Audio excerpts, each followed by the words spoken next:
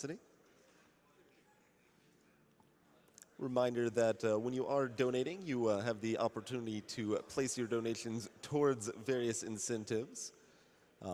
Coming up in just a little bit, there's going to be an ActRaiser run, and there's an incentive for naming the player. Currently in the lead is CBX with $240. Second place is Announcer's Choice, $150. And I'm going to name it Hobo if I get the opportunity. And in third place is Siapan with $135 and a cent. There's also the Super Metroid incentive for saving the animals or killing the animals. Killing the animals is currently ahead by $674. For anyone new to the scene then that is unfamiliar with this incentive, that maybe sounds a little morbid, in Super Metroid at the end, you are escaping, and there you have an opportunity to rescue these friendly, cuddly animals, but it takes more time, so it's not as fast. Thus, the contention. We've got a $5 donation from Zulu Novembre that simply says heart.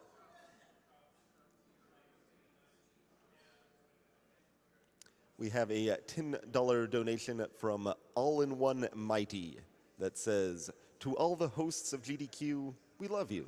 Your off-screen voices are always delightful and funny. Kudos to the one being up at 4 a.m. to cover the event. Keep it up. Thank you very much, Almighty in One. Even if I could butcher your name, All-in-One Mighty.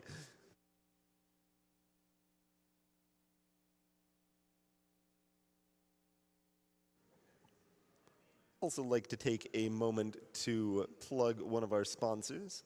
Power Up Audio is an indie sound studio from Vancouver, Canada. They've worked on games like Crypt of the Necrodancer, and they are working on Super Meat Boy Forever as well. Their entire team is here at SGDQ helping us handle the audio portion of things. And one of the Power Up Audio guys is even doing a run in the marathon later, Brothers, A Tale of Two Sons. So look forward to that. And they're donating their time. Check them out at powerupaudio.com. Coming up next, we'll have Knytt Stories by VB. This is a fun little freeware game. You can play this one for free. I enjoyed this way back in the day. It really helped me kind of love modern indie games on the PC alongside Cave Story. After that, we'll have a run of Super Adventure Island 2. And a little after that, we will have ActRaiser. So lots of great stuff to come. Also like to remind you that any donations during the entire marathon will go towards a custom Corsair PC. So if you donate $150 or more over the course of the entire marathon, you'll be entered to win that beauty. And for only $50 over the course of the marathon, there's an Xbox One S Minecraft edition available as well.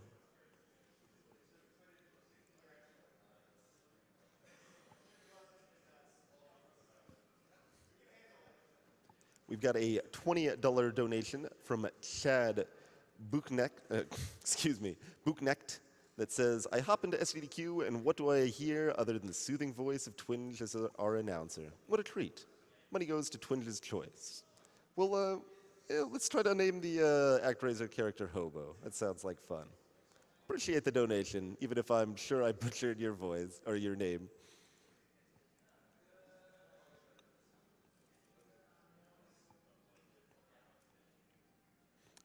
SGDQ is also sponsored by Fangamer. You can check them out at fangamer.com.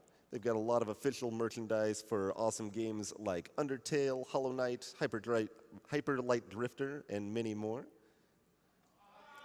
They've got 2 Earthbound books available that will absolutely not help your speedrun time, but contain a lot of fun and interesting information.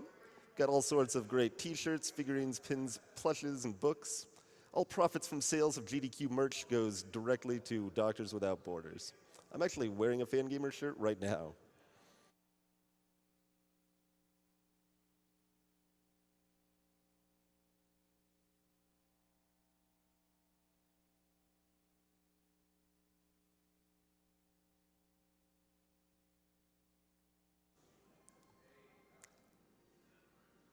Summer Games Done Quick is raising money to support Doctors Without Borders, or Medicine Sans Frontieres. They're an international independent medical humanitarian organization. How's They the deliver game audio emergency level? aid to people affected by all sorts of nasty stuff like armed conflicts, epidemics, natural disasters, or Yeah, malnutrition. good call, good call. Get me there, and then we'll check it out. They've provided care in about 70 countries across the world. And on any given day, thousands of individuals representing dozens of nationalities can be found providing assistance to people caught in all sorts of issues all across the world. These are all sorts of people from all walks of life, like doctors, administrators, laboratory technicians, mental health professionals, logistics experts, and many, many more who work in accordance with MSF's guiding principles of humanitarian action and medical ethics. Back in 1999, they received the Nobel Peace Prize for their efforts. Do you want the game louder than it is now? Okay, on the couch, you guys good levels-wise? As a reminder, Games Done Quick is now accepting bits during SGDQ. You can help support the cause with Twitch middle bits. on the couch. Just For every fix your bit mic. that Games Done Quick receives, we'll give Doctors Without Border 1 cent Just during like up a bit. SGDQ. When you cheer during Sweet. SGDQ, Games Done Quick will donate 1 cent from each bit cheered. And there is also an incentive for Sonic Generations to run Green Hill Zone blindfolded if we reach 500,000 bits before that game is run.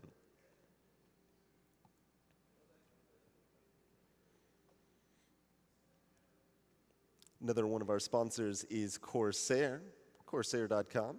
They've got PC components, and they were founded back in 1994, been in business quite a while, recognized by pro gamers and PC enthusiasts worldwide. And of course, they're also providing the awesome custom PC that you can win if you donate $150 or more over the course of the marathon.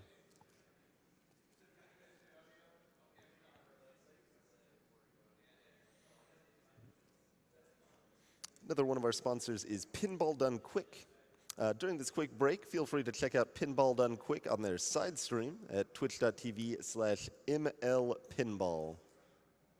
Donate and have a chance to win guys. a Star Wars pinball Host is machine. going to throw to you in a second, then the mics will be live. All of their subs and cheers benefit Doctors Without Borders, and all follows will be entered into a daily midnight drawing. We're good to go. You can throw whenever you're ready. All right. Looks like we're ready for Knytt Stories with VB. All right. Am I ready to go? All right, so real quick, this game's really fast-paced, so I'll just do a quick introduction. I'm VB. I'm going to be running, and with me on the couch, we got my boy Dalton, Trev Person. He's going to be running Majora's Mask later in the week. Check it out. Sikinar. He's going to be running Jak 2 later in the week. Be sure to check that out as well. And Jeff. So I'm ready to go in 3, 2, 1, go. All right, so this is Knytt Stories. It's an indie Metroidvania game made by a guy named Niflis, who you may know for more popular retail games nowadays, like Within a Deep Forest, or Night Sky, or Knytt Underground. But this is one of his older games that was released before he made all those. So what Knytt Stories actually is it's a level creation software program so that anybody can make their own levels using this engine. And it comes bundled with one game, which is this one, The Machine. And it is just a basic showcase of everything you can do using Knytt Stories. And it's actually a really cool speedrun. There's a lot of techniques and fast movement. I really enjoy this run, and it's really chill. So, you know, grab a cup of coffee this morning and chill out with Knytt Stories. But there is one sequence break coming up. It's called Early Double Jump. It's really hard, so I need to focus. Dalton's going to explain it. Go on ahead. Early double jump, it's normally you would need high jump, which is you get that a bit later on and you have to backtrack, so this saves about a minute. You can get this with regular jump. That was it right there. It's one 3-frame input and then a 2-frame input. So I took a safety save there because it's not quite over yet. All this platforming is... yeah, I fell there. It's really hard because you're supposed to have high jump. This jump in particular is extremely precise, so I kind of need to focus for it. There we go. So early double jump was the first real big sequence break found in this game. This game, despite being pretty innocent looking, actually has a rather storied speedrun history. So here I can do a trick called early laser cycle, which I failed, which is pretty neat.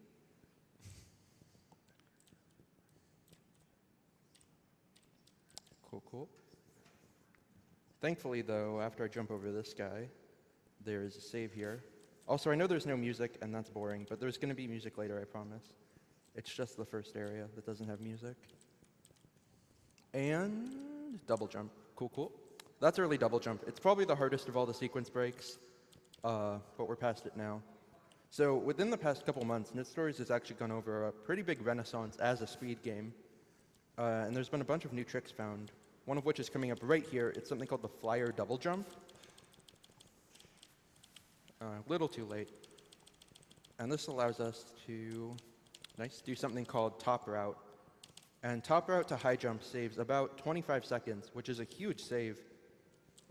So it's one of the big renovations that's happened in the run in the past couple months. And it's mostly thanks to two new runners, who I'll give a big shout out to later, that all this is possible. And cool little movement here. You can manipulate enemies by moving in this game. And we got high jump. That was a pretty good top route. A lot of the enemies along that path are RNG based, about when they shoot and where they shoot. But I got pretty good RNG, so I was able to dodge them all. A lot of the RNG in this game isn't just like you get bad RNG and you lose time. It's you get bad RNG and you have to react. So if you're a good player and you practice, you can basically negate most of the RNG in this run. So to talk a bit about the category I'm doing, this is the machine 100%. I already brought up what 100% is. Or I already brought up what the machine is. It's the level that comes bundled with the game. But what 100% is you have to get all the items and get the secret ending at the end of the game. So normally there's only one item that's optional, and that's the detector, which I'll be getting. But using glitches, an 90% run can also skip the hologram, which skips another major area. So 100% exists to show off more of the game. It also ends with the secret ending, which means you have to get all four red keys, or all four keys, one of which is red, excuse me, to unlock the secret ending at the end. So here I'm going to get Eyeball, which allows you to see spooky ghosts, and also has Sikinar's favorite song in the game. And after I get Eyeball, I need to do something called ghost jumps, which are pretty precise, so I kind of need to focus for it. That's one. Nice, got both ghost jumps.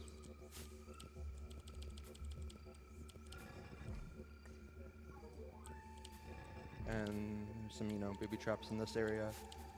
They're always the same, so you can just dodge them easily. So the next item I'm on my way to get is the umbrella. The umbrella is an extremely useful speed tool in this game. Also, I'm going to skip this save because we're living big. Think I'm going to die? Couch? Think I'm going to die? Nah, you got this. Think I'm going to die? Think I'm going to die? 50-50. Ooh, 50-50. I don't like those odds. Okay, cool. I made it. Cool. I'm proud of me. I'm proud of you too. I'm proud of you, Thanks. Vivi. Thank you, Dalton. I think that was Dalton that said that. Anytime. Okay, thanks, Dalton. Yeah. So here I get the umbrella, which is a very useful speed tool because it allows for a lot of skips to be done. The downside of umbrella is that it is very slow to use in just regular movement. There was also kind of a sketchy dodge, but I made it. It's okay, chat. We did it. We can get through this together.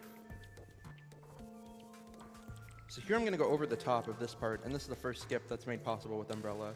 If I were to go along the bottom, I would have to wait for lasers to get out of the way. On the way there, that's like a perfect laser cycle, so you can just run right through. But on the way back, you'd have to wait, and that's really slow. So you go over the top. So coming up is going to be the first really big, route deviation from, a casual playthrough.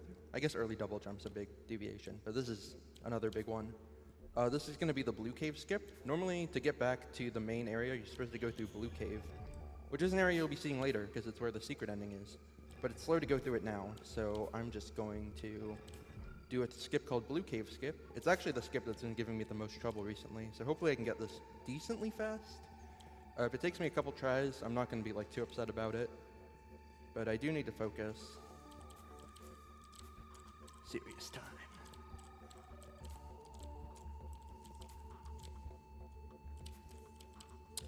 Close.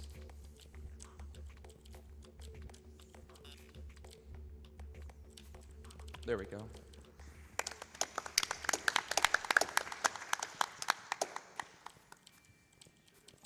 So now I can get the first of the keys. Cool little movement strat to get up there. So like I said earlier, the keys let you get the secret ending. And the first key is in this area. You can also only get the keys on normal mode, which is why we play on this mode for the speedrun.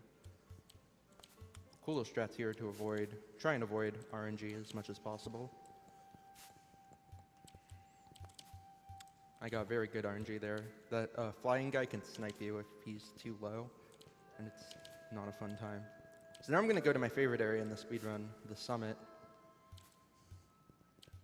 Not to be confused with the Smash Summit. But starting off, there's already one really cool jump at the beginning. That one to go over that guy, and then another drop here.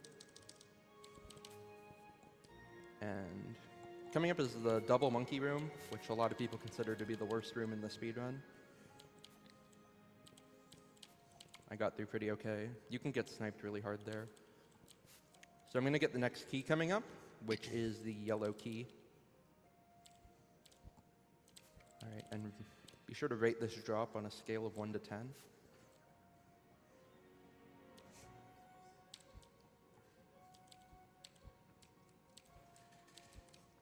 That was like a 7. What do you guys think? I was going to say 8. Yeah, 7 or 8. Okay. I'm proud of that. I would like put that on my refrigerator, that drop.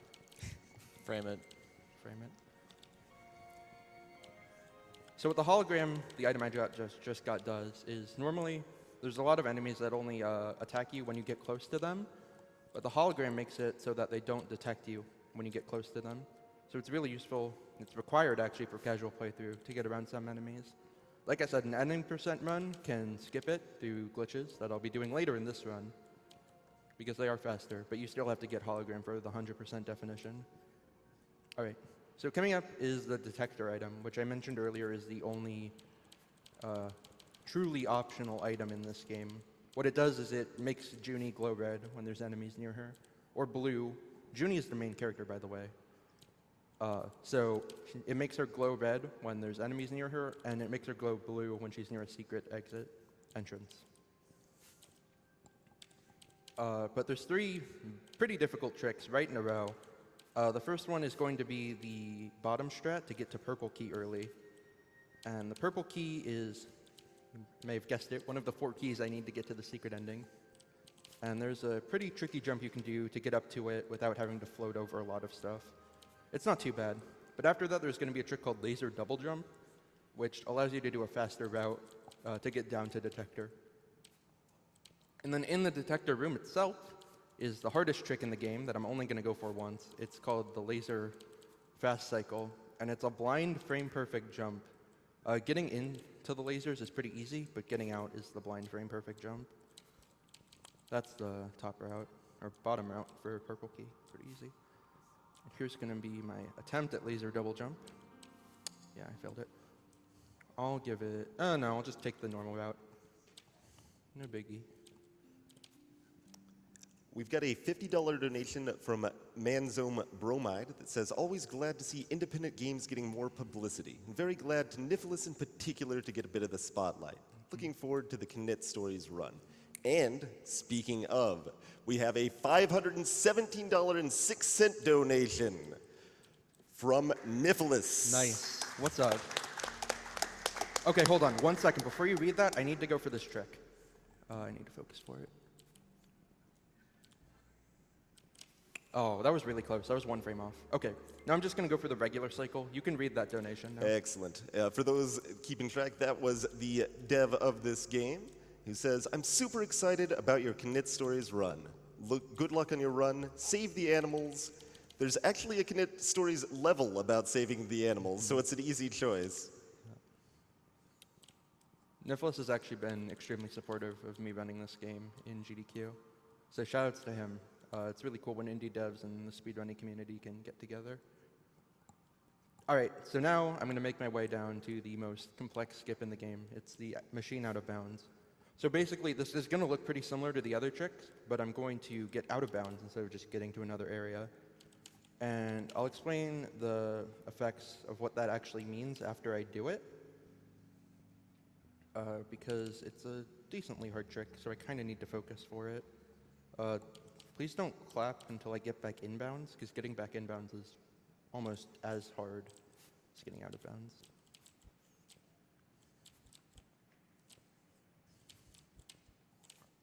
So this is the out of bounds.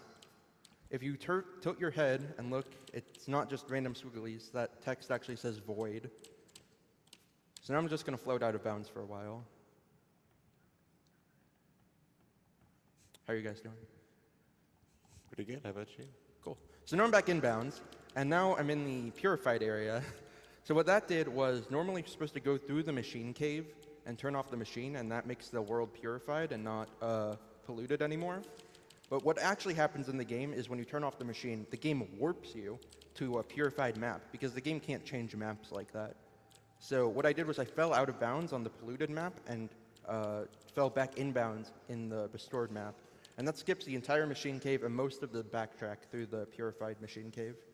That's a huge skip.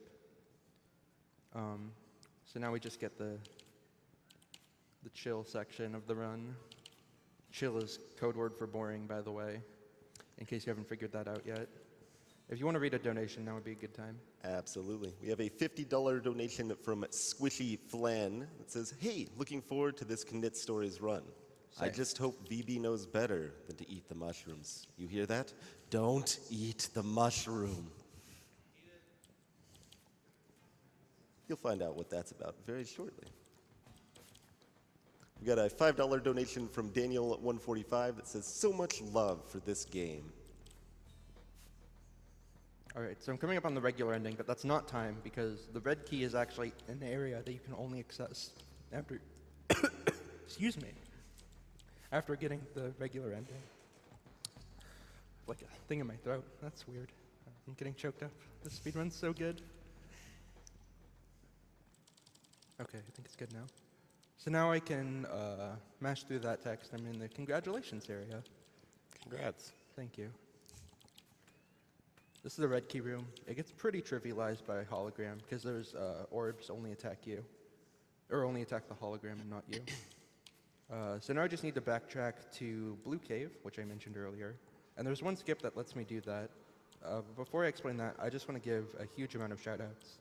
I mentioned earlier that Knytt Stories has been going over somewhat of a renaissance lately as a speed game. And two people who have been a huge part of that are two individuals by the name of Don Dolly and Glipperell. They've both found major skips for this game recently, and they're both really good runners. The world record has been changed hands between Glipperell, Don, and me. I think it's been, within the past week, we've all had it, which is pretty cool. No, I'm good, thanks. Thank you for the water, but I'm good. Oh, thank you, I appreciate it. Shoutouts to Railcoon for giving me water. Can we get a round of applause?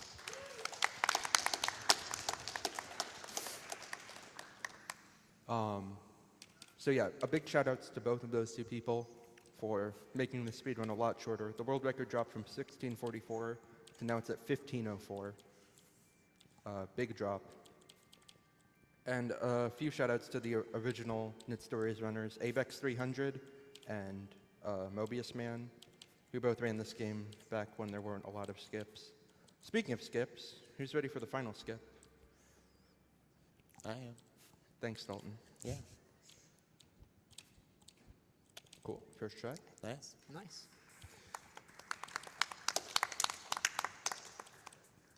So now I'm going to go through Blue Cave and hopefully not die. And it's going to be time in a minute here when I get the regular ending. This ninja trolls a lot. Thankfully he shot low. And I can get into the... Here I'm going to break the key blocks. I guess you don't break key blocks, you unlock them. My bad. Oh, that was a sick death. Gnarly, dude. You mentioned you can only get those keys on the normal difficulty. What do the other difficulties change, since I believe all damage kills you instantly in this game? It changes, normal adds, oh wait, get ready on time? Time. Normal adds more enemies and some obstacles are harder. That was a speed run. Shouts to the secret ending. Yay. Truly secret ending. I like the music. What was the time on that? 16:48. That's good. That's not bad. 16 was my goal for the marathon, so I'm happy with that. No, I'm not eating the mushroom. I apologize. So that's pretty much it from me. Thanks for watching Knytt Stories, and I guess a final shout out would be to Nifless for making this amazing game, and he's still making games to this day. Also, shout outs to Africa by Toda.